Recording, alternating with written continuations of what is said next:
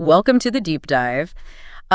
You've sent us a really interesting stack of articles and thoughts this week, all centered around overthinking.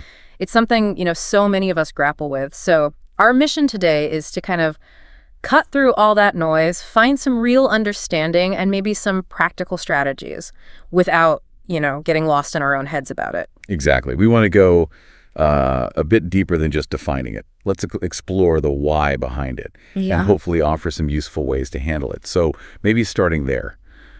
What are we actually talking about when we say overthinking?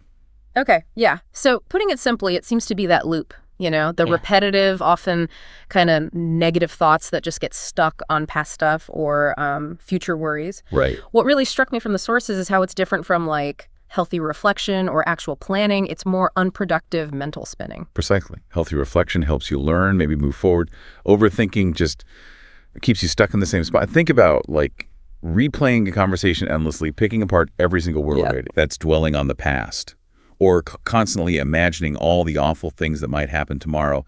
That what-if spiral, that's the future worry side. Yeah. It's this really negative and honestly draining cycle. Totally. And what tends to kick off this cycle for people? What are the main drivers behind it? Well, anxiety and stress are huge ones. They kind of put our minds on high alert, always scanning for potential problems, Past difficult experiences, maybe trauma or failures, can also make us more prone to it. We might be trying to make sense of what happened or desperately trying to avoid it happening again. That makes sense. And interestingly, how we see ourselves really matters. Low self-esteem or lack of confidence. Yeah. That can lead to constant second-guessing, questioning your judgment. Yeah, it's like your inner critic is just working overtime. The sources also mentioned how our modern world sort of fuels this too, didn't they? Oh, definitely. We're just swimming in information constantly, which can create this feeling that we need to analyze everything to death. Analysis paralysis, right? Analysis paralysis. And, the future is always uncertain. Our minds naturally try to fill in those gaps, but they often jump to the worst-case scenarios. Plus, that pressure to be perfect that can really power up the overthinking engine, making us constantly review and critique every little thing. Okay, so those are the triggers. How does this actually show up, in our thought patterns day to day? What are the common ways this looks? Well, two really big patterns are rumination and worry. Rumination is when we get fixated on the past, replaying mistakes, negative events, regrets. Worry is all about the future, usually imagining negative outcomes or what-ifs. What's fascinating is how these patterns often link back to those causes we mentioned.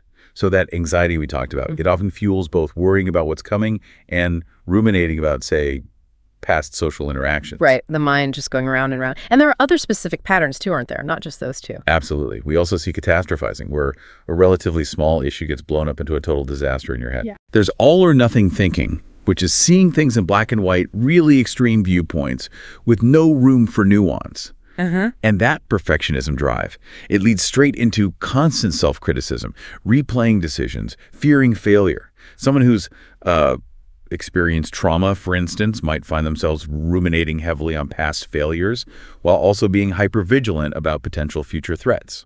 Okay, wow. So we've got a clear picture of what it is, what causes it, and the patterns it takes. Now, the important part, what can we actually do about it? The sources had some really practical strategies. Yeah, they did.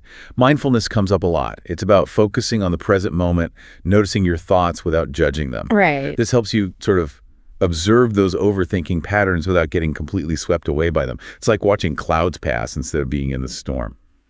Journaling can also be super helpful. How so? Just getting those swirling thoughts out of your head and onto paper can create some distance, give you perspective. It helps you untangle them a bit. That makes sense. Getting it out. What other approaches did the sources suggest? Cognitive restructuring is a big one. That involves actively identifying those negative, repetitive thought patterns and really questioning them. Asking yourself, is this thought actually true? Is it helpful? Challenging the thoughts. Exactly. And then learning to replace them with more balanced, realistic ones. Also, sometimes just intentionally engaging in activities you enjoy can act as a kind of circuit breaker. It gives your mind a much-needed break from that worry cycle. And some people find scheduling specific worry time useful. Worry time? How does that work? Well, you basically set aside, say, 15 minutes a day where you allow yourself to worry. The idea is to contain it so it doesn't just bleed into your entire day.